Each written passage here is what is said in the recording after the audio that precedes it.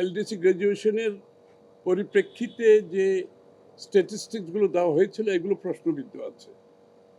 তো সব কিছু মিলিয়ে বাংলাদেশের ভবিষ্যৎ, অর্থনীতি, বিনিয়োগ, ব্যবসা বাণিজ্য যদি আমরা অব্যাহতভাবে এগিয়ে যেতে চাই, যে নতুন বাংলাদেশের স্বপ্ন আমরা দেখছি, তাহলে এই মুহূর্তে এলডিসি গ্র্যাজুয়েশনটা আমাদের স্থগিত রাখার জন্য সবার আমরা আলোচনা করেছি। এই মুহূর্তে স্থগিত রাখার প্রয়োজনীয়তা আছে এবং এই ব্যাপারে ওনাদের এটাও মতামত দিয়েছেন যে এই সরকার বর্তমানে যে এলডিসির বিষয়ে একটা চিঠি দেওয়া দরকার ইউএনকে, জাতিসংঘকে, যে কি এটার বাংলাদেশ সত্যিকার অর্থে এখন রেডি আছে কিনা, এই মুহূর্তে রেডি আছে কিনা, যে বর্তমান সরকারকে অনুরোধ করা হচ্ছে তারা যাতে চিঠি দেয় এবং ইউএনের রিপ্রেজেন্টেটিভরা এখানে এসে সরেজমিনে দেখে বাংলাদেশের রেডিনেসটা আছে কিনা এটা প্রত্যক্ষভাবে দেখার প্রয়োজনীয়তা আছে। ব্যবসায়ী এবং বিদেশিরা সকলে অপেক্ষা করছে একটা নির্বাচনের পরে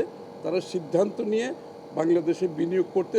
অনেকের উৎসাহ আছে, কিন্তু সবাই অপেক্ষা করছে নির্বাচনের জন্য।